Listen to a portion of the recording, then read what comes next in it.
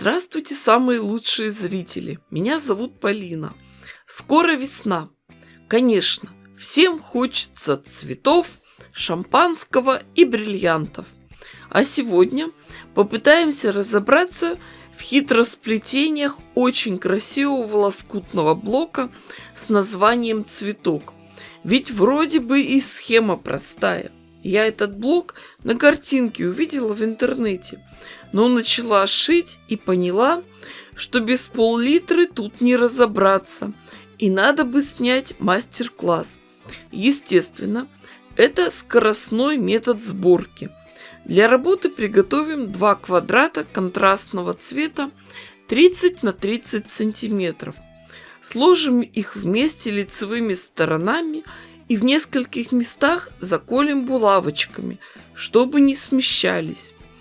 Потом водорастворимым маркером нарисуем 2 диагонали.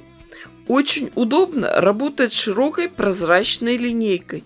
На ней есть разметки 45 градусов. Следим, чтобы все было ровно.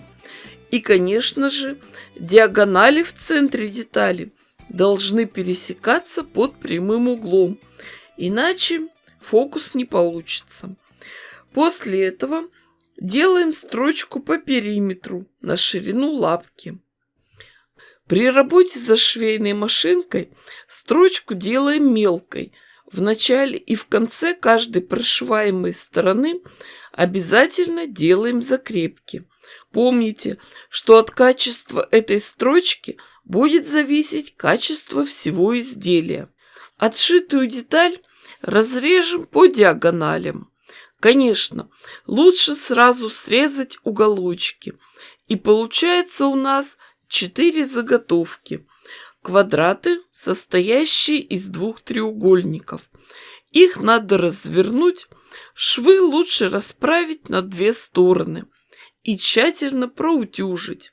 Подготовленные квадраты надо промерить, если где-то есть перекос, то подровнять. У нас получились квадраты 20 на 20 сантиметров. Строго посередине квадрата рисуем линию разреза. Следите за тем, чтобы во всех квадратах эта линия проходила в одном направлении. Дальше все очень просто. В разрезанных квадратах мы одну половину разворачиваем на 180 градусов, так, чтобы маленький треугольник был наверху. При работе за швейной машинкой прошиваем сразу все 4 заготовки, одну за другой, гирляндой.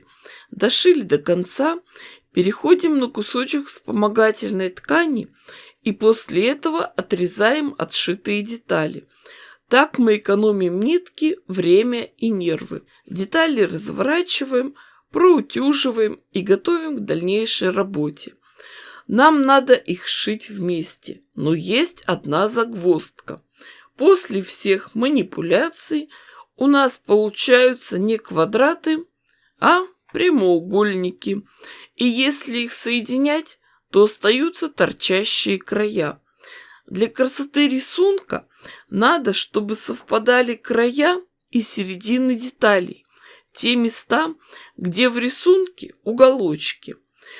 При помощи линейки и водорастворимого маркера наметим линии. Эти точки должны проходить через серединку, а потом дальше перпендикуляр на красной ткани, а на маленьком красном треугольнике метку ставим не на самом углу, а отступив от него на ширину шва, примерно 6 мм. После этого тщательно промеряем ширину заготовки. У меня получилось 18,5 сантиметров. Будем делать квадрат. Со стороны широкой красной части отрежем лишнее. Тщательно выровняем все заготовки.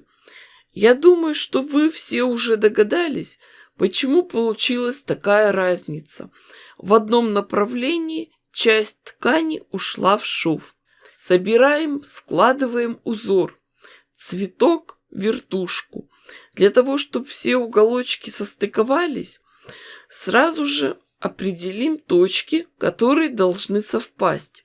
Это наружные края и серединки. Их лучше всего сразу заколоть булавочками, совмещая шов и наши метки. А прошивать детали будем одну за другой, гирляндой.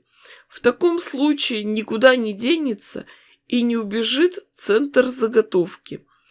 Булавки мы втыкали поперек шва, и иголка швейной машинки спокойно через них переступает. Отшитые детали разворачиваем, расправляем швы и намечаем точки, которые должны совпасть. Центр у нас на месте, края тоже, а середины заколем булавочками. При всей легкости таких разрезалок основные вопросы возникают именно при работе за швейной машинкой. Очень много диагональных косых срезов. Ткани могут легко растягиваться и перекашиваться. Именно поэтому разрезалки делают на определенных тканей одинаковой плотности. Со всеми другими, как говорят, фокус не удался, факир был пьян. Разворачиваем заготовку, раскрываем швы, а потом все тщательно проутюживаем. При работе с утюгом старайтесь ничего не перетянуть и не деформировать. Заготовка получилась 35 на 35 сантиметров. Напомню, изначально мы брали 2 квадрата 30 на 30 сантиметров. Этот блок-цветок может стать основой самых разных композиций. Если по краям добавить окантовку из подходящей ткани, темной или светлой, то получится замечательная декоративная подушка. Кстати, если в центр блока пришить круг или квадрат из яркой ткани, то вас порадует настоящий цветочек. Эти блоки, цветочки, можно сшить из разных тканей, и перед вами цветущий летний луг. Я дала вам идею, показала рациональный скоростной способ работы, а воплощение уже будет полностью зависеть от вас. В общем, развлекайтесь как хотите. Хоть подушку шейте, хоть декоративное панно, хоть огромное лоскутное одеяло. Всем удачи в творчестве! С вами была Полина. До скорых встреч!